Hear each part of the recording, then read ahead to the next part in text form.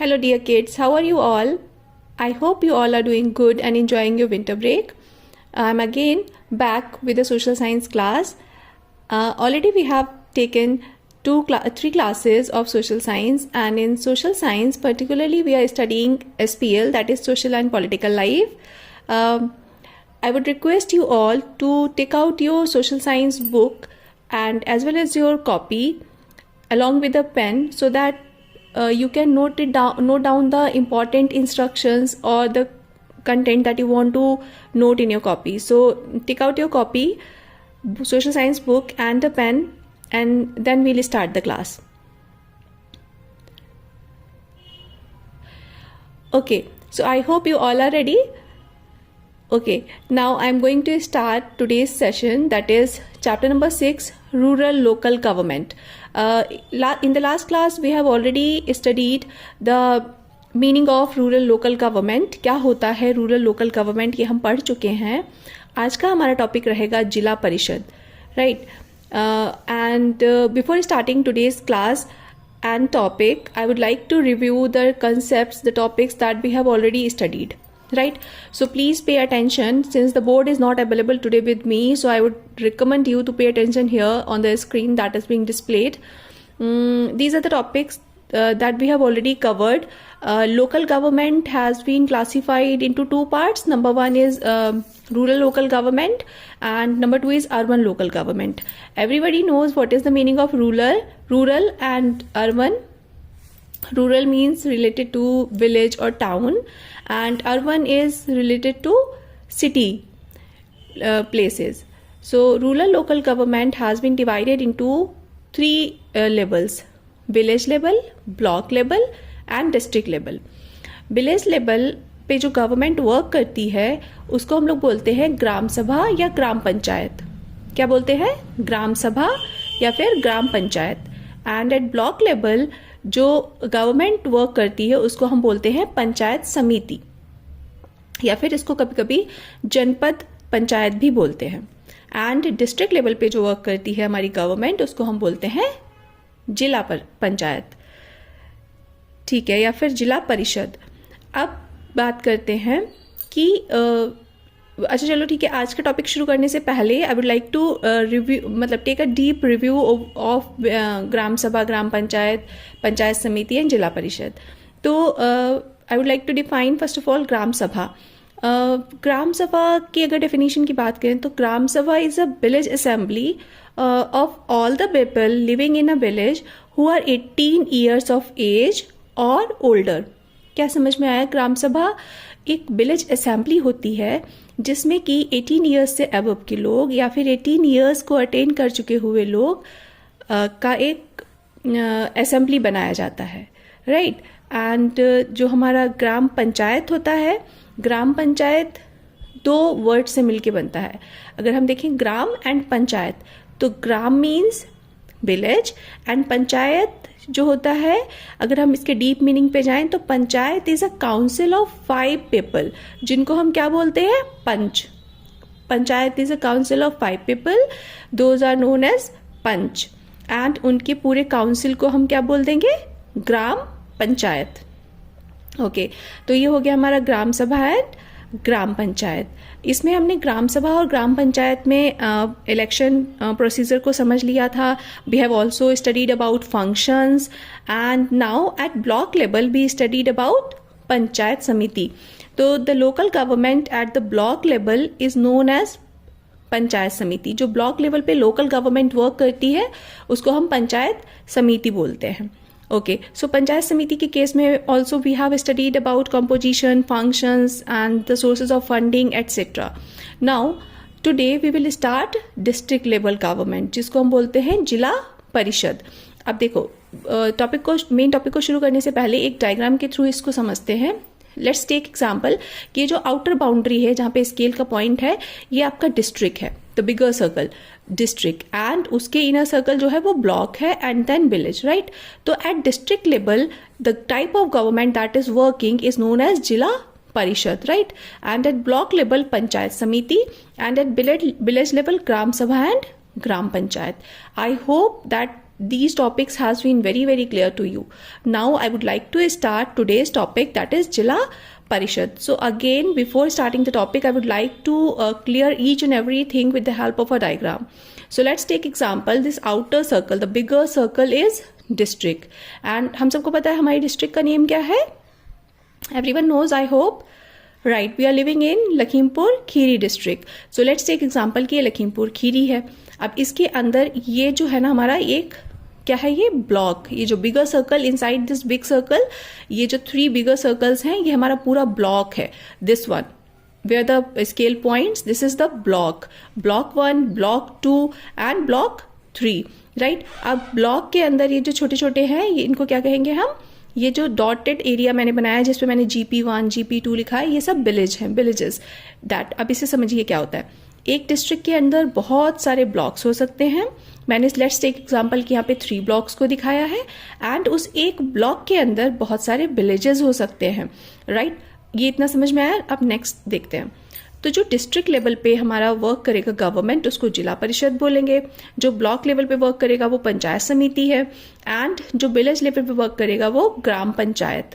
Right, तो यहाँ पे समझने वाली बात ये है कि बहुत सारी ग्राम पंचायत मिल करके एक पंचायत समिति बनाते हैं, या फिर ये कह सकते हैं कि एक पंचायत समिति में बहुत सारी 3 या 4 या 5 डिपेंडिंग अपॉन द क्राइटेरिया ग्राम पंचायत आती हैं, और बहुत सारी ग्राम पंचायत मिलकर पंचायत समिति बनाती हैं.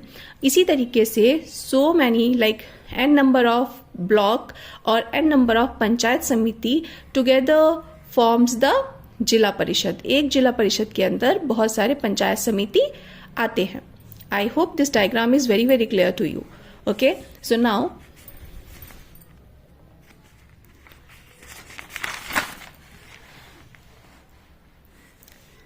now everyone knows what is the meaning of Jila.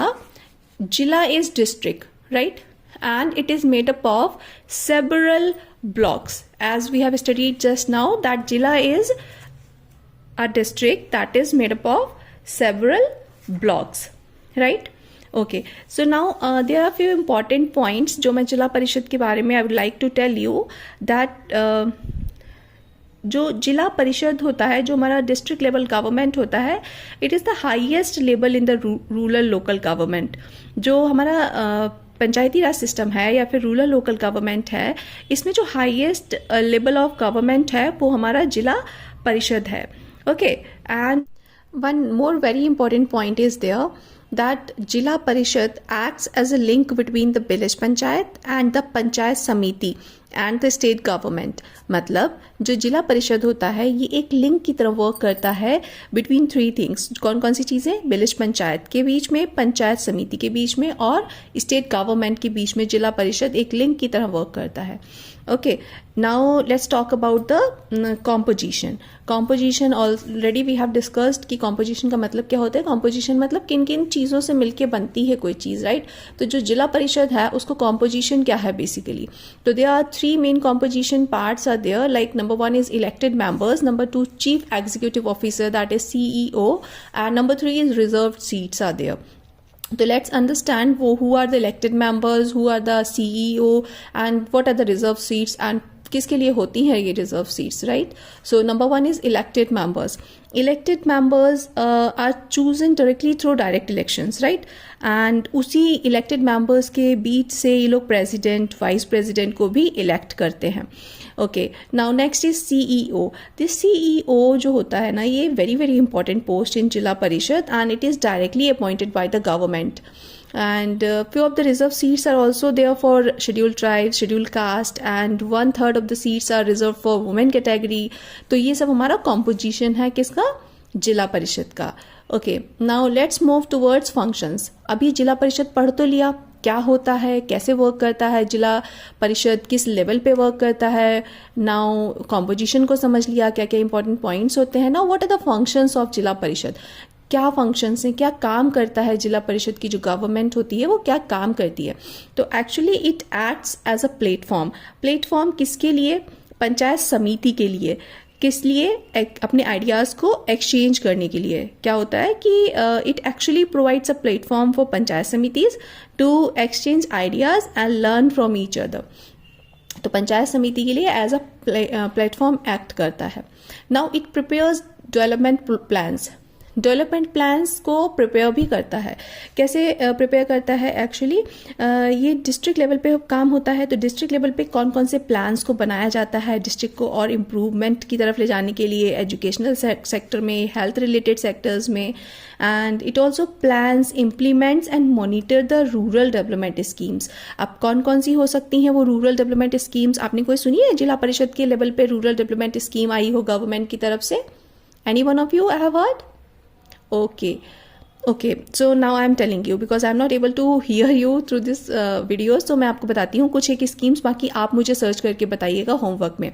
Okay, तो जैसे आपने सुना होगा आम आदमी बीमा योजना, बालिका समृद्धि योजना या फिर बेरोजगार भत्ता, इन चीज़ों का आपने नाम सुना होगा. तो ये हमारे सब जो हैं डेवलपमेंट स्कीम्स होती हैं सोर्स उसकी जिला परिषद की, right. Okay, now it improves plans and budgets.